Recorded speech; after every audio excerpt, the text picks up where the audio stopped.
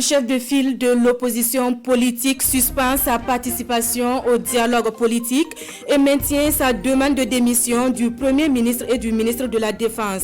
Il annonce du reste une marche silencieuse les 3 et 4 juillet prochains. Information donnée ce matin au cours d'une conférence de presse. Développement dans un court instant.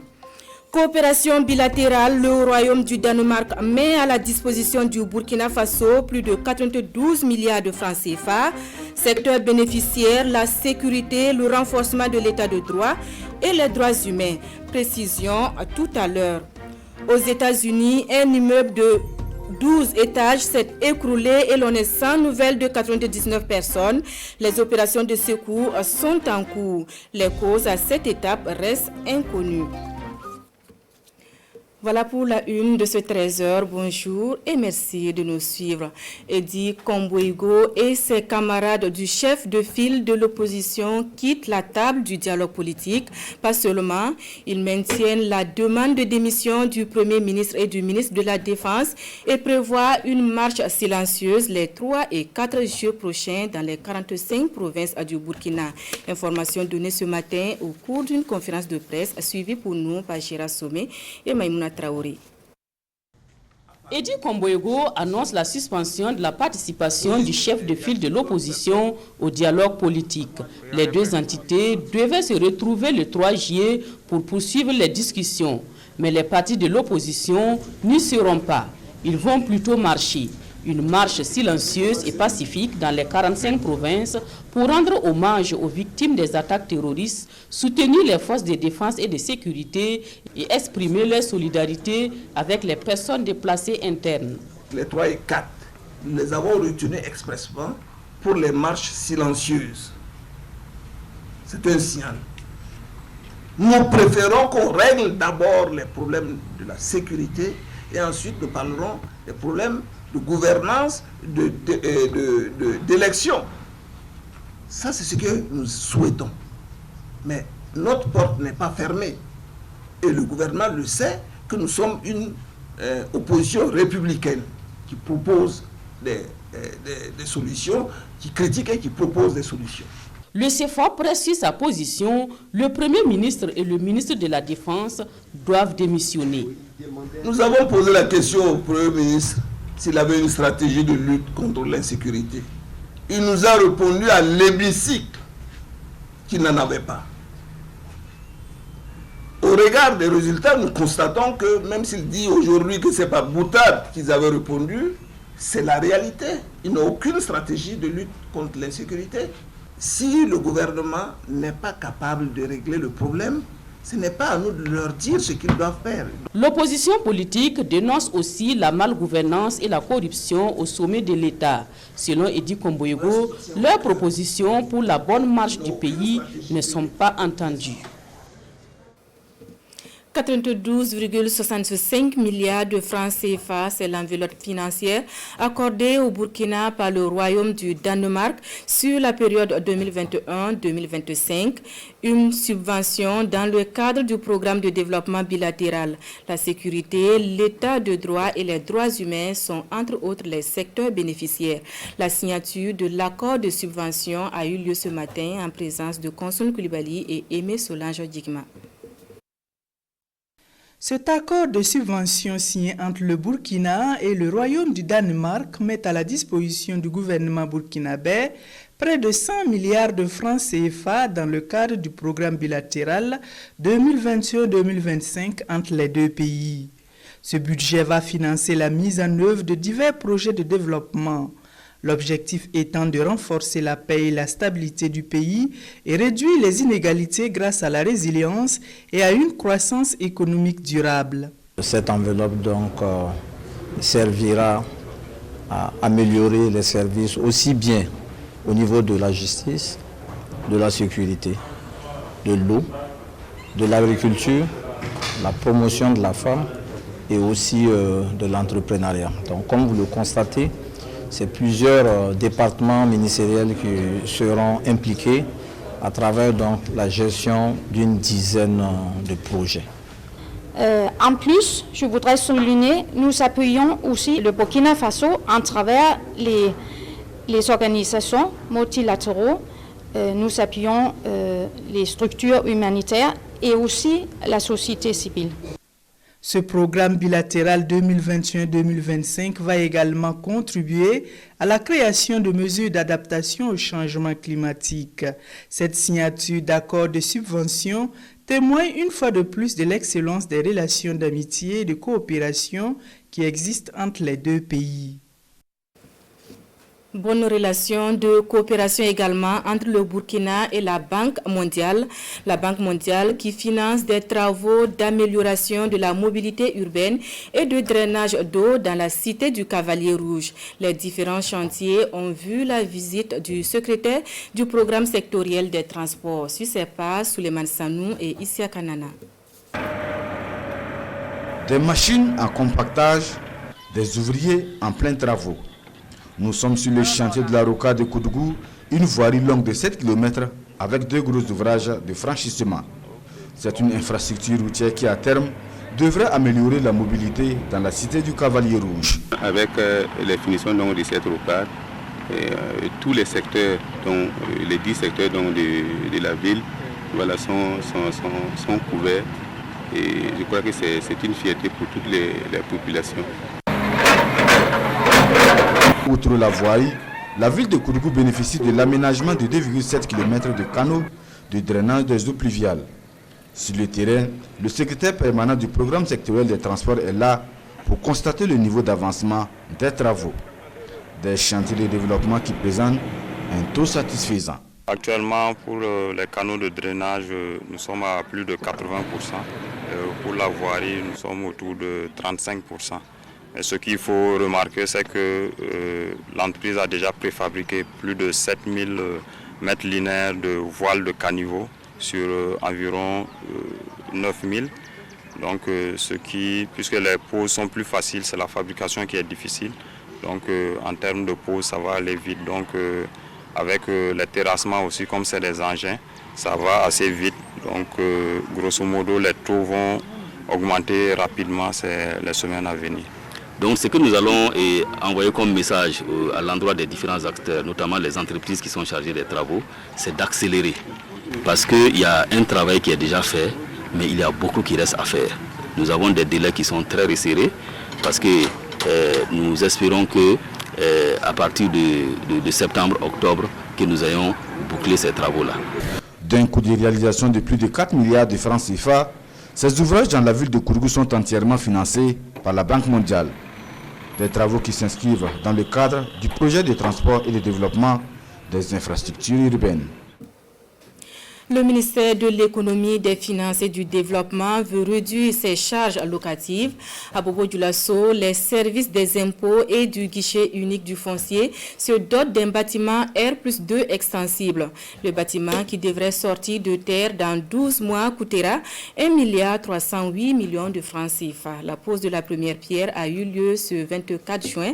Hassan Gourabou, Siriki Milogo et Ali Traoré. Par cet acte, les autorités en charge des impôts lancent officiellement les travaux de construction du bâtiment des impôts Bobo 3 et de la direction du guichet unique de Bobo-Dioulasso. Une manière pour cette structure d'améliorer les conditions de travail des agents tout en rapprochant ces services des contribuables. Ces deux structures, depuis qu'elles existent, sont en location. Donc elles sont dans des bâtiments et appartenant donc à des particuliers. La construction de ce bâtiment va permettre donc de mettre à l'aise les travailleurs pour qu'ils puissent rendre de meilleurs services aux contribuables et abonder bien sûr le budget de l'État. Et voici donc à quoi devrait ressembler dans quelques 12 mois cet espace situé au secteur 29 Belleville dans l'arrondissement 7 de la commune de Bobo-Dioulasso. Les entreprises en charge du chantier ainsi que l'architecte rassurent quant au respect des délais contractuels et à la qualité des travaux. Nous avons un représentant à pied d'œuvre, c'est-à-dire un contrôleur à pied d'œuvre qui nous rend compte de ce qui se passe sur le terrain. Voilà, donc quand il y a des matériaux qui ne sont pas de qualité, nous n'hésitons pas à interpeller l'entreprise et même à rejeter certains matériaux qui ne sont pas acceptables. C'est le contrôle qui est le garant aussi de la qualité. Voilà, si nous acceptons un mauvais travail, nous sommes comptables justement du résultat. Nous comptons dès demain pour démarrer les travaux, pour pouvoir livrer les ouvrages, les délais et le plus vite possible. Je vous rassure que en tout cas, les travaux seront bien réalisés en matière de qualité. À terme donc, c'est un bâtiment de type R+, extensible en R+3 qui sera réalisé. Au total des travaux, 1,308 milliard de francs CFA. Retour à Ouagadougou, les acteurs de la filière karité sont en conclave depuis hier. Le forum qui réunit producteurs, transformateurs, exportateurs et partenaires est à la recherche de solutions pour la préservation et le repeuplement. Le rôle de chaque acteur devrait être clairement défini au sortir des 2 jours de travaux. L'ouverture avec Jean-Eudes Bayala et Nyakiteta. Le Burkina Faso dispose d'un peuplement à karité assez riche. Plus de 305 millions de pieds d'arbres de karité, 1 240 000 tonnes de production d'amande, 500 000 emplois générés, dont 90% de femmes, pour une valeur ajoutée de près de 114 milliards de francs CFA. Les chiffres sont des services du département de l'environnement et font du Burkina l'un des plus gros producteurs de karité en Afrique de l'Ouest. En dépit de ce potentiel, des menaces existent et il faut agir. Agir pour protéger la filière, d'où ce forum national. Nous avons voulu ce forum pour réfléchir avec les acteurs au niveau national sur comment chacun puisse jouer son rôle et ses responsabilités dans la conservation et la préservation durable de cette espèce pour que le maillon chaîne de valeur lié à la filière karité puisse se porter mieux. C'est tout l'enjeu des 48 heures de réflexion avec en toile de fond définir clairement les rôles et les responsabilités de chaque acteur de la chaîne de valeur pour la préservation et la restauration durable de la filière. La plupart du temps, nous ne voyons que le produit donc, de karité, nous voyons donc la commercialisation du karité. Mais nous oublions donc que la structure mère qui produit donc le karité, qui est l'arbre lui-même, on est en train donc de l'oublier. Sans ça, nous ne pouvons pas avoir donc du beurre de karité, nous ne pourrons pas avoir des cosmétiques, nous ne pourrons pas avoir des produits pharmaceutiques, nous ne pouvons pas avoir du chocolat, nous ne pouvons pas avoir du miel. Il y a beaucoup donc d'éléments à partir desquels le karité est très important. Le karité est le 4e produit d'exportation au Burkina, après l'or, le coton et le bétail. C'est pourquoi, selon le ministre Simeon Sabatogo, le gouvernement, avec le soutien de ses partenaires, va mettre tout son va-tout pour lui assurer toutes les garanties à même de faire de cette filière une filière économiquement et socialement rentable. Le Fonds d'intervention pour l'environnement et Coris Banque Internationale, nominé par le Burkina pour être accrédité auprès du Fonds vert international pour le climat. Cette accréditation, une fois validée, permettra aux 2 entités d'abriter les ressources mises à la disposition du Burkina pour lutter contre le dérèglement climatique. En attendant, le processus d'accréditation est expliqué aux différentes parties prenantes. Bernard Kombelem et bienvenue Tansa. Cette concertation se tient dans le cadre d'un programme préparatoire dénommé Rudines Programme. Sa visée permet au Burkina Faso de faire accréditer le Fonds d'intervention pour l'environnement FIE et Coris Banque Internationale auprès du Fonds vert pour le climat. Toute chose qui va conférer à ces 2 entités le droit de gérer les ressources du Fonds vert pour le climat.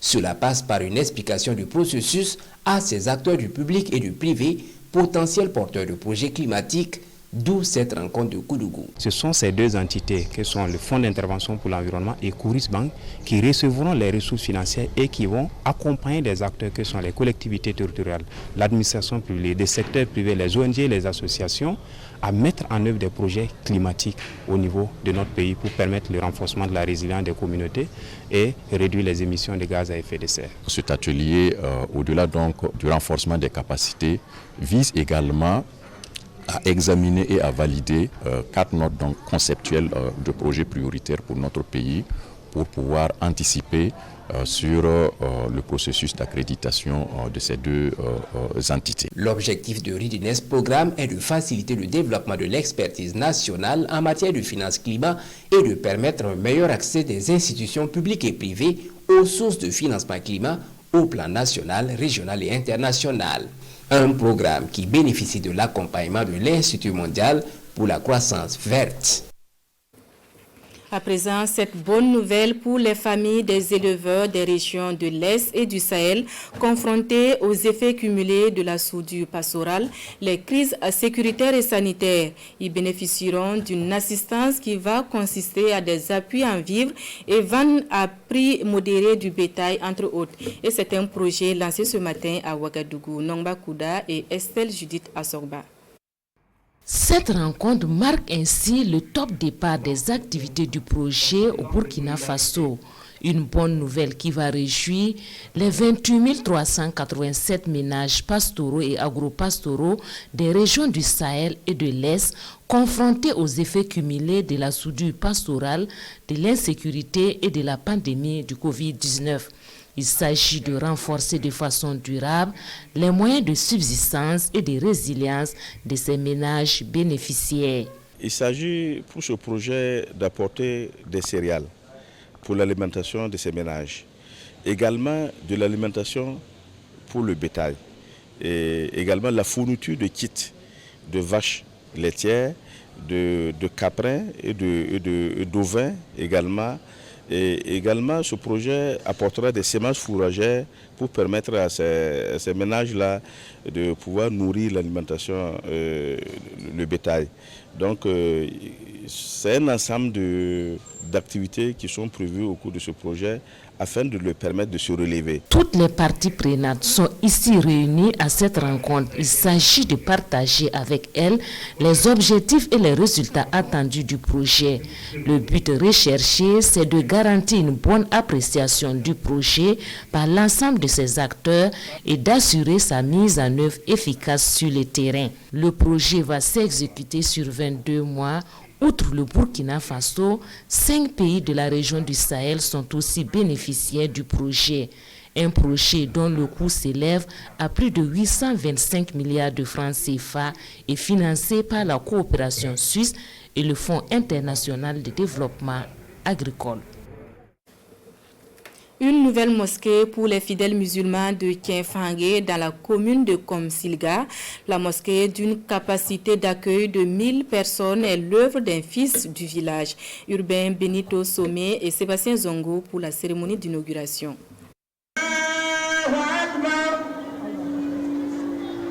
Première prière dans cette nouvelle mosquée du village de Kinfangé dans la commune de Komsilga. Ce lieu de culte vient remplacer celui qui était devenu petit pour accueillir les fidèles musulmans de la localité. Notre joie est si grande qu'elle est difficile à exprimer. Ce lieu appartient à tout croyant musulman. Nous remercions Dieu pour cela. Et nous lui demandons d'accorder longue vie et prospérité à notre bienfaiteur.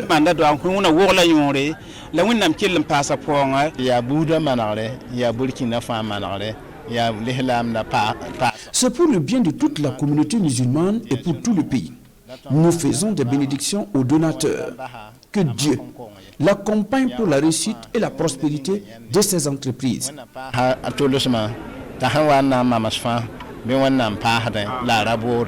Il a fallu environ 2 mois pour réaliser l'édifice religieux qui offre les commodités relatives à la prière et au culte musulman. Près de 1000 places, c'est sa capacité d'accueil. Vous savez que la prière, c'est quelque chose qui est très important. Quel qu'en soit ce qui nous arrive, c'est la prière qui peut vraiment nous sauver. Voici pourquoi moi je n'ai même pas hésité à marquer mon accord en donnant les moyens nécessaires pour avoir donné la mosquée. Les investissements pareils, je n'ai pas besoin de donner le montant. C'est une affaire de Dieu. On fait ça au nom de Dieu, on ne fait pas ça au nom de quelqu'un. Selon les témoignages, la mosquée de Kinfangé n'est pas la première réalisation du donateur et ce dernier ne compte pas s'arrêter à cette réalisation. En actualité internationale et au pays de l'oncle Sam, un immeuble de 12 étages s'est écroulé dans la nuit de mercredi à jeudi. Depuis, 99 personnes manquent à l'appel. Les causes du drame restent méconnues à cette étape. 55 appartements, 12 étages, réduits en poussière. C'est toute une aile de cet immeuble de Surfside près de Miami aux États-Unis qui s'est effondré dans la nuit de mercredi à jeudi. Au moins une personne est morte et les autorités sont sans nouvelles de près de 100 habitants, dont une vingtaine de ressortissants d'Amérique latine. Une attente insupportable pour les proches. On n'arrête pas de les appeler, de faire sonner leur téléphone portable autant que possible. Je veux dire, pour aider les secours, pour voir s'ils peuvent entendre le téléphone dans les décombres. Mais nous n'avons aucune trace d'eux pour le moment. Nous attendons comme tout le monde. 14 survivants ont été extirpés des décombres. Difficile de savoir combien d'habitants se trouvaient dans l'immeuble au moment de l'effondrement, mais il pourrait y en avoir au moins plusieurs dizaines, selon un élu du comté. Et pour les secours, le temps presse. Il y a un risque que l'immeuble entier s'effondre. J'étais là à 2 h du matin. Les pompiers et secours sont entrés dans ce bâtiment alors qu'il risquait de s'effondrer au péril de leur vie. Et ils ont trouvé des gens dans la partie du bâtiment encore debout. Ce bâtiment date des années 80. Il n'y a aucune raison pour qu'il s'effondre. Le président Joe Biden a déclaré que l'État fédéral se tenait prêt à assister les opérations de secours et de relogement des rescapés. Près de 80 unités d'intervention sont actuellement dépêchées sur les lieux. Les recherches pourraient durer au moins une semaine. De quoi parle le quotidien du jour, de la performance des sociétés d'État, mais aussi de la prorogation de l'état d'urgence dans certaines régions du pays. La revue de presse de Vincent Kendribiogo.